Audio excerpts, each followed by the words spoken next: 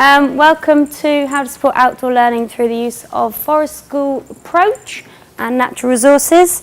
My name's Rhiannon Everson. I've come from Dubai British School today. I'm one of the Foundation Stage 1 teachers, and this is my colleague Jodie, who teaches in FS2.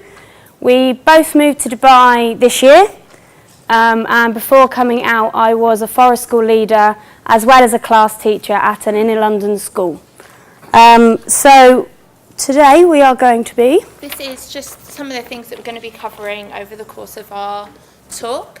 How outdoor learning is covered across the curriculum, what Forest School is and how it works, how we've adopted this at our current school at DBS, and other information and areas that you can find information from.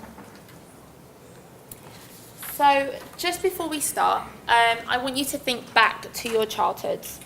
I want you to have a think about what it is you were doing, your fondest memories, because I know what mine are, and none of it was spent inside. In fact, I think that's my mum's fondest memory too. I was never in the house, it was daytime, I was outside, I was only allowed in when it was dinner time, or, you know, sun went down, street lights went out, I had to come home. So I want you just to take a minute, just think about what your fondest memory was.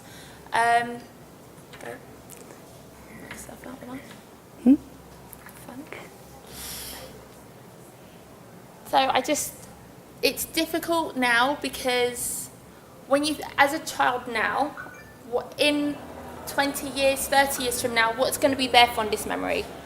Is it going to be outdoors? Is it going to be all the things that you've probably thought about? Because I talk to some of the kids in my class and all they can tell me about is the Yankee Bird game, or they tell me about, you know, all the other things that they're doing. But I ask mine if they've gone out on the weekend, and a lot of them say no.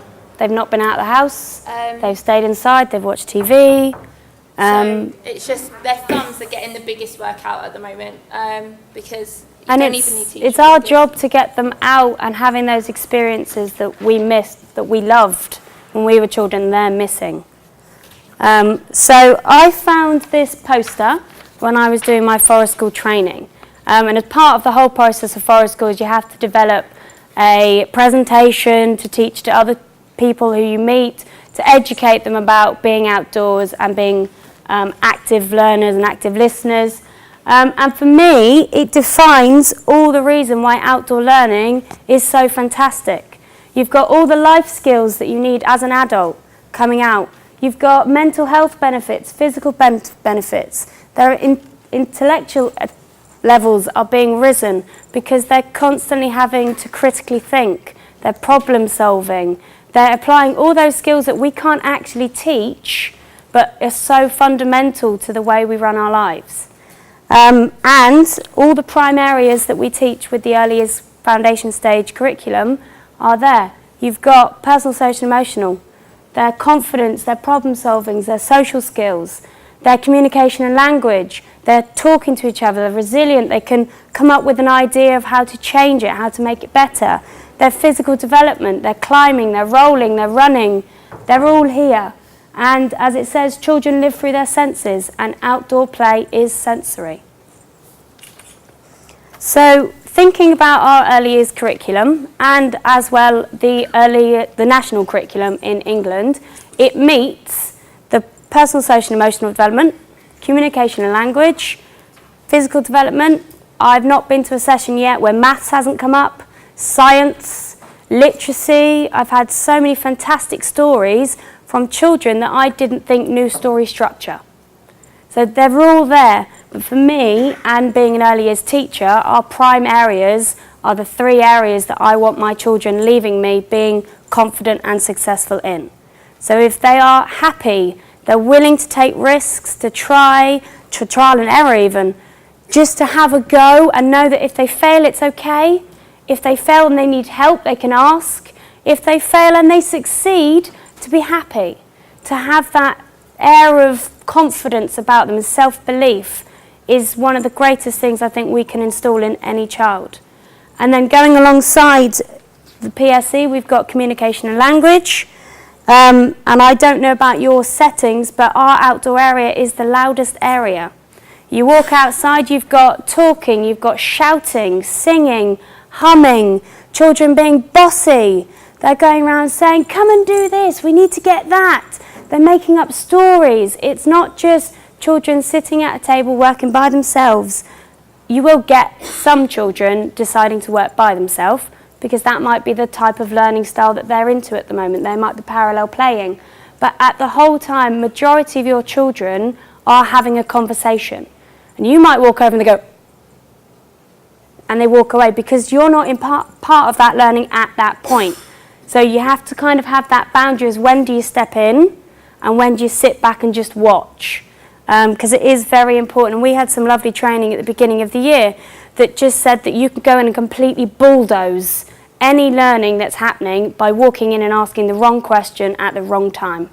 So before you walk into any situation, whether it be indoor or outdoors, you have to sit and watch first.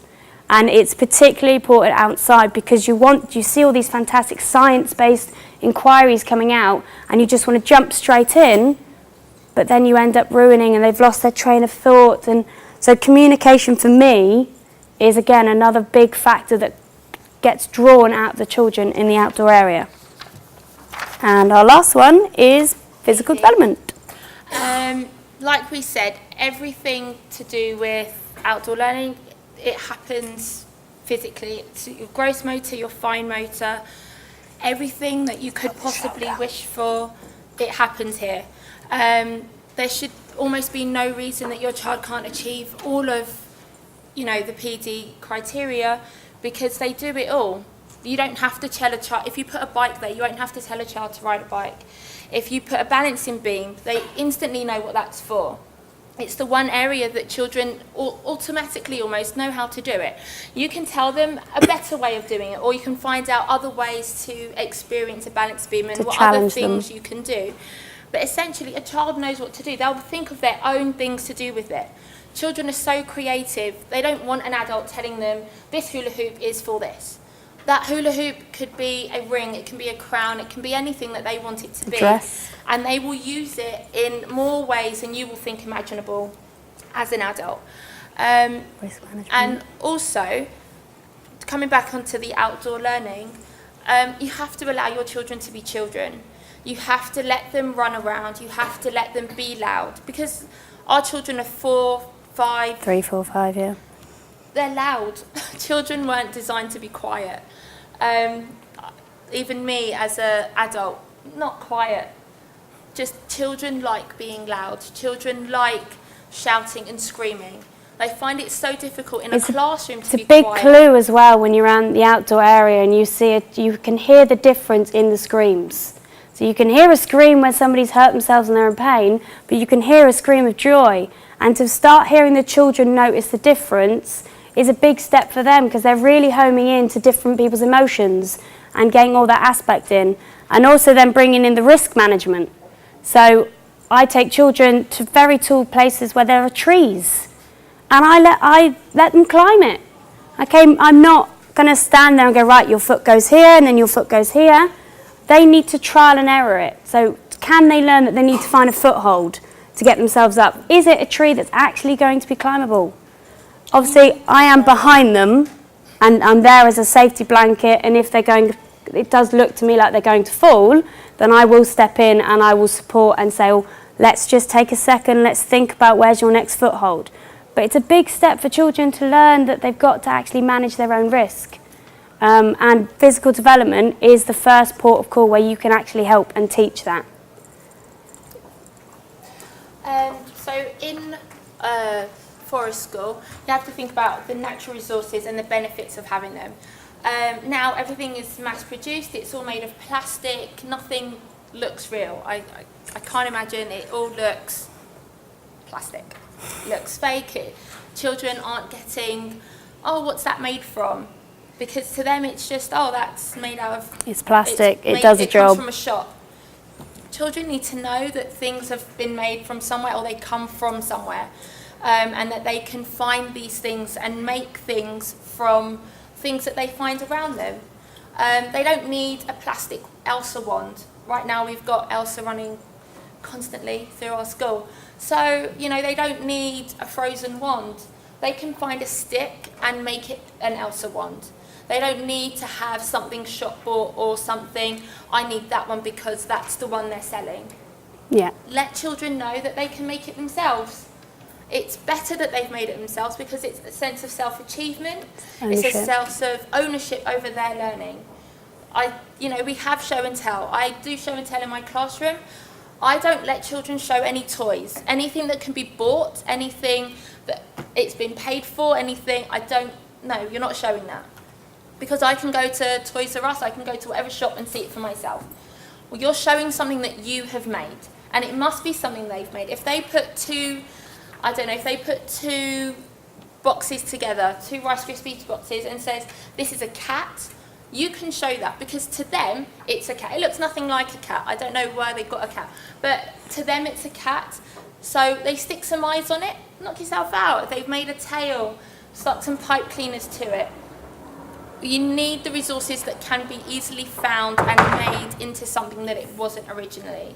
Don't let them, get a sense of joy out of something that can be bought, materialistic things. I've found that when you give a child a plastic toy, they will use it the way it was designed to be used. So whoever sold it, whoever the parent bought it for, will tell them how to use it, and that is the only way they will use it.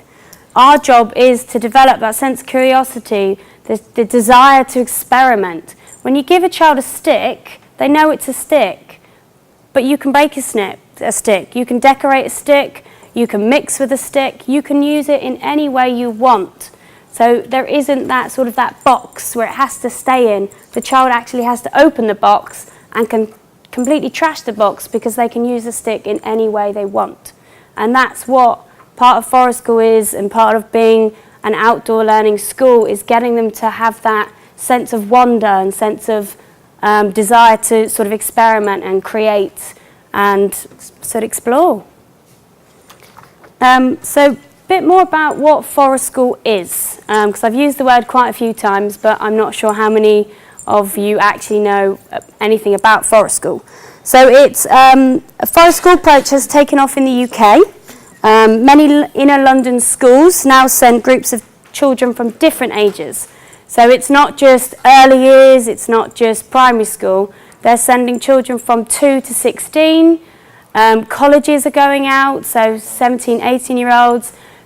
Schools are being sent on team building exercises for cooperation.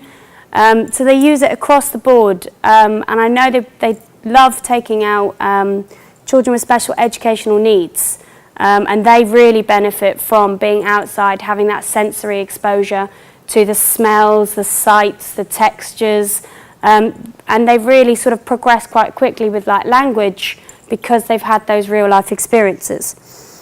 So it's particularly popular in the early years because it matches up so well with our early years curriculum and a lot of the principles that most early years teachers practice and preach. So it's generally a practical session where you take about I used to take about 10 children, and we go to the same location, the same place, and they go for a block of 6 weeks. It can be more, but I wouldn't say it should be any less. And I started off when I first did my training, I took them down, I had an activity in mind, I knew exactly what I wanted to do. Right, today we're going to go and we're going to find Big George, who was a tree that I'd named. And we were going to ask him questions. How did he get there? What has he done? Why is he staying in one place? All of the sort of curiosity questions. I got the children into the garden and not one of them took any interest to the big tree that I was telling them was really important. So I kind of knew, well, actually, who is here to learn, me or them? So then I said, okay, so what do you want to do? And their first instinct was to throw themselves on the floor and roll around in the grass. And we did that for an hour. That's all they wanted to do. They rolled all the way to the end of the field, and then they rolled back. And then they decided they were going to crawl. And then it turned into races. So we had first, second, third, all that sort of maths language coming in. They were correcting each other. You're rolling the wrong way. You need to go this way. So then the language started coming in. They were happy. They were sad because they'd won, they'd lost. But we did so many different games, and it was their suggestion to change the activity so that every child could have a chance at winning. I had to do nothing. But from that experience, I learnt who my children were that knew those ordinal numbers and how to place them. I knew who could pick up on who was sad, and if people could tell me their emotions. I could tell who was physically able to do things like crawling. Did they have the cross brain thinking going? Could they roll? Could they, because we did every single type of roll, forward rolls, sausage rolls, teddy bear rolls, everything you could think of. I was constantly assessing, but I actually had to do nothing. So it just shows these experiences are there for them to show you what they know and for you then to facilitate it. A big part of Forest School is to develop self-belief and self-esteem. So if you meet anyone that says Forest School and they say, what's your key focus on? They will say to develop a child's self-belief and self-esteem. Because if you have a child that is happy, confident, willing to give anything a go, they will achieve at anything they try. If you are giving a child who doesn't believe in themselves a new problem, say in literacy or maths or even out in the outdoor area, if they don't believe in themselves, they're not going to give it any effort. They will sit there for 2 minutes because that's what they'll learn. I have to give it a bit of time before I ask for help. Because that is sometimes, unfortunately, and I've been pride to myself, that is what they learn. You say, no, go and give it a try, and they come back to you in 5 minutes. They haven't actually done anything, but they know they've given you that time, and you think, they've been away, they must have tried something. So if we can instill in them that they are good at something, they can actually do something when they try hard, they will come into your classroom, into any situation, and know that all they have to do is show you that they've had a go. And that for me is a skill that is fundamental to life. And I had a year 1 class last year, my lower ability, every time we sat at a table, their heads went bang, straight down, every lesson. They didn't want to do it, so we did a good activity at the beginning of every lesson where we sat down and said something that's good about each other, something that they liked about each other, just to remind them that, okay, we might be doing something that's hard, and we need to learn it, but remember that you're good at this, okay, and later on we're actually going to do that, or later in the week. So I always try and inspire them as to when something they like is going to come, because I know for me school was particularly hard. I hated reading, I hated writing, and it was a problem for me. And I had people outside of school telling me I was fantastic, but nobody in school telling me I was fantastic. And it really goes a long way to build that self-esteem up. So the whole practice of Forest School is to build up that confidence and to show them they're all good at something, and to hold on to that and to develop it and thrive it. And those skills can then actually be brought into something else. So it's that they can start applying it. We'll say, well, you're good at singing, so let's sing the story, and then we'll sing the story as we write it down. And it's all about using those skills and making them then cross-curricular so they're happy and positive. So these are just to define the key areas. So the first one is develop self-esteem and confidence. I can, I will. Or I will try. My class now do not come up to me and say I can't, because they come up to me and they say I can't yet. They know that it's a skill they have to develop, particularly at the beginning of the year when they're coming in. They can't do up their shoes, they can't put a jumper on, buttons are tricky, and I'm telling them they've got to put on a swimming costume by themselves. And they go, oh. They don't know what to do. So I then go through it with them saying, we can, okay, I'm going to help you this week, but next week we're going to have a try and do it. And you're going to try first, I'm going to watch, I'm going to give you pointers of how to help. And they then, by the time we got to about Christmas, not one child with whatever I threw at them said, I can't do it. And this would be 5 minutes, 10 minutes in it. Even if they couldn't do it, they'd ask a friend. They knew that their friends could actually come and help them. And if they couldn't, then they'd come up to you and say, I'm a bit stuck, can I have a pointer? And like from a 3-year-old, I think that's quite clever. And for them to actually know that it's a safe space for them to actually come and ask me for help. And that I wasn't going to tell them off. And they knew that language that I was happy with, because I knew that they knew they were still learning. And I think that's the best thing for children, is that we're always constantly learning. I sometimes pretend to write in my left hand and say my right hand's learnt how to write, but my left hand hasn't yet. So they know that I'm still learning, or there's new things that we talk about in topics and say, well, I've actually got to go on the computer and I've got to research this, or I've got to look in a book because I don't know this information. And it's all about knowing that we're all developing, we're all still learning. Small achievable goals, so a task should always be 80% achievable and then 20% challenge. So that challenge could be as simple as a question. Can you go and find some way of using it? Can you go and teach someone else how you made it? Can you go and can you break it and rebuild it exactly the same way? And it's just then the challenges, so you can read with a child if they need that challenge, because it might have taken them 25 minutes to make this model and they've come to you like, I've finally done it. They don't want you to turn around and say, now go and teach somebody else to do it. You've got to kind of read the children to know as and when that challenge is needed, because the task itself might have been, even though you wanted them to build a model that was in a pattern, but their concentration has progressed within that lesson. So even though it wasn't your set skill to develop, they've actually progressed in some other way, which is part of the reason why I love early years, is because it's so cross-curricular. Whatever lesson you're doing is developing a skill in some other area. It's child-led, so as I said earlier, I took activities down. Whether they happened or not was up to the children. I'd always tell them that I had these resources with me, but it's up to them if we actually take part and we do them. And teaching them to make risks and to maintain their own challenge, and had to have open communication. It shouldn't be me telling them what to do. They can actually turn around and tell me what to do. They become the teachers. They tell their friends their ideas, what they want to do next, where we're going, and it all then sort of rolls into one, and it becomes so easy once you start the process. It's also, I think, important to remember, especially when managing risks, that you have to remember what's the worst that's going to happen to the child. They're going to fall over, they'll hurt themselves. But how many times did you fall over? How many scars can you count on your knees or on your legs or on your arms? And who's actually scared? Yeah. Is it you or them? You need to let them fall over. They're going to cry. Yes, they will cry. They might need a plaster. They might need to go to the nurse, the doctor. But then they'll learn from that. It's all part of an experience. It's all part of growing up. It's okay if they fall over. It's okay to get your knees dirty and your clothes dirty. That's not what this is about. It's not, I need to be pristine and I'm never going to play in this paint because mum doesn't want my uniform dirty.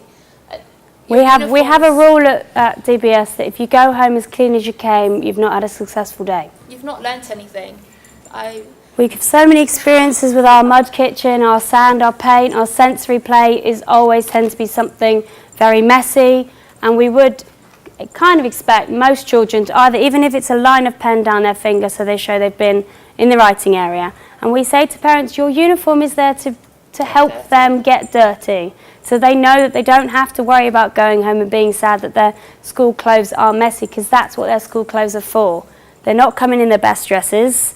They can save those for the parties and the special events. The uniform is there to help them learn, and learning through sensory experiences is something they need. So this is a case study of one of the children that I had about 2 years ago. Her name is Robin. She started with us in September. She didn't speak to anyone but mum and dad. Even her older brother had never heard her speak, because she would only speak to mum and dad when she was one-on-one.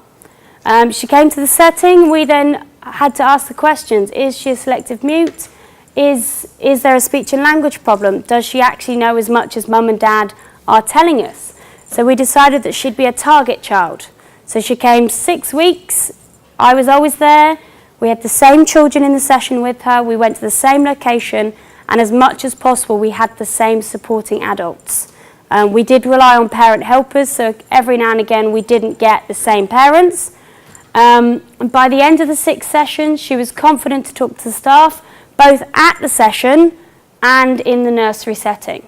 So it wasn't then that she could only talk to the people she'd spent those intense sessions with, but it was actually every member of staff that she came in contact with. Even the ones that were only in an hour or two a day were having conversations with her that she started. So they never went up to her or approached her because we didn't ever want to put any pressure on her for talking, but she then started to approach adults. She was going up to children and dragging them by the hand to where she wanted them and then giving them instructions. She was initiating activities. So if we had an adult led, before we'd never put any pressure on her to actually come and take part. Sometimes she'd come and stand and watch, but she'd never say anything, she'd never get involved. She was initiating those tasks. She wanted to now be a part of the life in the nursery. She'd request help. So if there was a problem in the toilets, if she needed help getting changed, if she needed some more resources, she felt confident to ask, and she then started taking risks. So this tree is probably about 1 metre higher than where it is in the picture now. And it's a nice incline that they have to sort of shuffle and crawl up. I was standing taking the photo, another member of staff was on the other side. So we were always there, hands either side, telling her that she is safe, we will catch her if anything happens. But it took us 6 weeks to get her onto that tree. She'd always try, she'd touch the tree, she'd feel the tree, she'd go to the starting position, but she'd never actually climb. By the end of the week, she was happy. She was then telling other children how to climb that tree. And my colleagues at work always hear me talking about Robin, because for me, she's a success story. I only had her there for 6 weeks. I worked with her for a year. We sent her off to another nursery setting for her reception year, a setting that ran forest school in a much more structured way, so she could go to more sessions. And as far as I know, she's now successfully into year 1. She's achieving, she's thriving, and she's succeeding at whatever she tries. So I just wanted to share that with you. So in Dubai, we haven't got the sites to go off to a forest and to climb trees as much as I would like. So we've started to develop our outdoor settings so that we can get as many of the forest school approaches into our everyday practice as we can. So the first thing we did was set up a mud kitchen. So we got some old science cupboards that got attached to the wall. We had 2 planters that we used for the gardening club, moved into the area. The children then helped us get all the mud out, to lay it all out, make it safe. And then all the parents brought in pots and pans, jugs, whisks, anything they could find at home, because we wanted it as realistic as possible. And we tried to encourage every child to bring at least one thing, so they had an ownership, so that even if it was they went into the mud kitchen to find the thing they'd brought, it was them starting to interact with that mud area. We then got 25 tyres delivered, some which we painted so they were purely for rolling, for exploring. Others were then used to define areas. So our maths area has a set of tyres around it with plants in that we've numbered, that have got shapes on. And then we made a fairy garden. So with the children, we selected some plants, we helped them plant it, and then we put in small wooden characters, or even just laminated characters on a lollipop stick. Small world bits. So any small world toys go in, and we actually then extend it off. So we put ramps and planks up so cars can be involved and big trucks can go up and drive around. We started a forest school ECA with our year 1s and 2s. So it starts off with mud play. So they do about 3 weeks of going into the mud kitchen. And I find the first session hilarious, because I walk in, I go straight into the mud and get busy, and they all stand and watch me. They're like, "What are you doing? Your hands are covered. Where's the spoons? Where's the gloves? Where's the aprons?" So I say, well, the aprons are here. You do need one on. The Crocs, we have a set of Crocs in our mud kitchen that the children have to swap their shoes and socks for, so that shoes are protected from water, because often they go home with waterlogged feet otherwise. And they just sort of stand there and they go into the mud and they pick a little bit up and they're like, "Ooh." So I go and cover myself. And their faces literally drop. By the end of week 3, I have to drag them out of the mud kitchen at the end of the session, because they're then fully immersed in the mixing, the adding the water, the rubbing it in. They make cakes. They just love being a part of that mud sort of environment. And then we move on to tools. So this picture here is where we had 12 children. They had 6 nails each, and they all had to somehow get the nail into the wall. It's scary for them than it is for you. So they were all fantastic. I paired a year 2 with a year 1, and the year 2s took the charge. They had to hold the plier, hold the nail, and they had to hit the hammer, use the hammer to hit the nail. And they had to get 6 in, and they only had half an hour to do it. I had 2 boys who were both year 2 that ended up working together. They finished both of their pieces of wood in 5 minutes. And I tipped upside down, I shook it around, I tried to get the nails out as much as I could, and they were in. I asked their parents at the end of the day, have they ever used the hammer before? They said no. I said, the best hammering skills, they're better than me. It takes me at least 10 minutes to make sure that 6 nails are secure in. They then went to help the other children in the session because I felt confident they knew the health and safety aspect of using a hammer and nail, and they were achieving. The smile on their faces when they left me just was amazing. I then went to their teacher the next day and said, could you give them praise? And the teachers nearly didn't believe me because they were maybe children that aren't very good at team playing. They weren't very good at being the leaders, or they wanted to lead but couldn't then cooperate. And from then on, when I've been in and been like, oh, you're showing your teacher how you did it with me, and they go back in because they've really remembered that experience, and the teachers are using it then to help them be a part of team sports, part of activities, so they know, give them that leadership role. Because if they're in the leader, they will actually achieve, and the children that are working with them will achieve because they've shown that they've got leadership skills. But as always, we are developing. So even though we've got the ECA, we're still thinking of new ways to bring it in to our foundation stage. So tools will hopefully be starting next year with simple basic skills like peelers. I love making forest school pencils because it's very simple. A peeler and a stick, they peel off the bark. They make it come to a point, they use muddy water, and they can write. It's very simple. You teach the children from that they need to go away from them. Health and safety, you don't take the peeler up to your fingers, you instead go to a line, and once you set the expectation, it's quite simple. So we're going to bring in some more tools. We're going to develop some water walls, some gadget walls, so bolts and padlocks and just bits and bobs that they find around the house to help them with technology. Because to them, that's the sort of things that they need to know. Buttons, can they unbutton things? Can they do zips? They need those skills. So we're going to try and make some gadget walls. We're going to try and go off-site more than we have this year. So going off to gardens, lakes, beaches, so they can run on grass without their shoes on and have that sensory experience.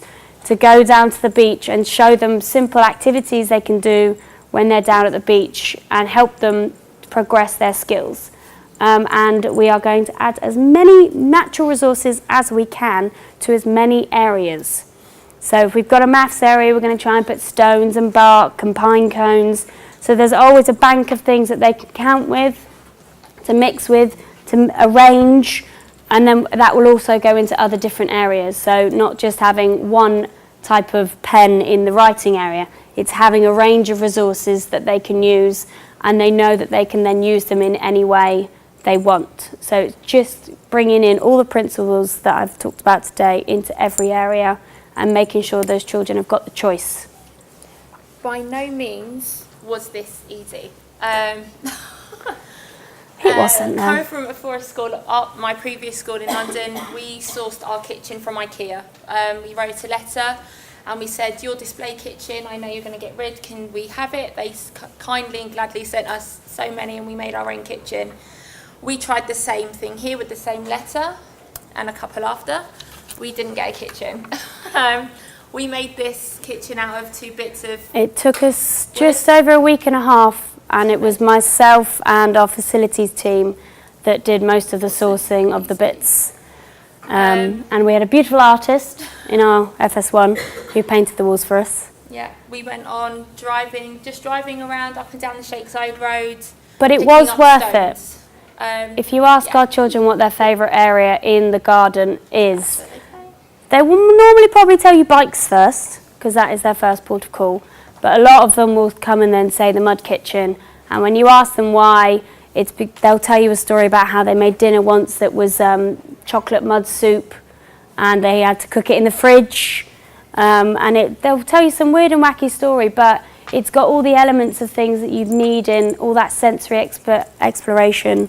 So yeah, if you can get one into your setting, whether you are primary or whether you are maybe not high school, or early years, all ages benefit from it. And you yourself can witness so many changes and so many extra elements of the curriculum that you won't have noted before. So these are just a few resources that I've used. So 50 things to do before 11 3/4 was a project I did in my last school. It's run by the National Trust, and they have a poster, and it's just very simple activities that make you go outside. So one of them is to make a kite and go and fly it. One of them is to have a snail race. One of them is to make a stick puppet. So they're very simple tasks that don't take very long. So we set it as a class challenge. It was a whole school. Whoever completed the most activities both in and out of school got a forest school day. So there was something at the end of it that they were working towards. But by the end of it, most of the children had actually forgotten that there was a prize at the end, because they just had so much fun getting involved and being outside. And I had parents coming up to me and said, I didn't know I had a park just round the corner. I didn't know they could do this and tie a knot in this many ways. And they were then seeing their children in completely different lights and sort of remembering their childhood, remembering that that is the things they used to do. They used to be outside. They used to be creating things, using stones as footballs, and just not having to have the thing designed and made for you. They could actually use their creativeness to make something that they need. You need to try as educators to get your children to as many different places as possible. I know London and Dubai are completely different, and as many countries are, but you have to use the resources that we have here. There's a lovely place just opened recently on Kite Beach called The Journey. That's an amazing place to visit. I've taken my FS2 children there. I want to go. And yeah, I just need a child. Trip back. Just for no particular reason, just because I know how much fun they had there and all the learning that took place. We've suggested it to parents. We've asked parents where they take their children on the weekends, or we hide things in the sand. You have to use the resources that are around you, because they might not have, the Science Museum that's in London will offer you many of these opportunities. But there isn't something that similar here. So we need to find other ways of providing the same experiences that they may or may not have coming from different places around the world. So it is really important that you use as many natural resources that you have at your disposal. Otherwise they will go wasted, and you need to let your parents know about it, because many of our parents, they didn't know about these places, or they just think, oh, it's just the beach, what's the most they can do there. Don't take a bucket and spade when you go to the beach. Let them make their own fun.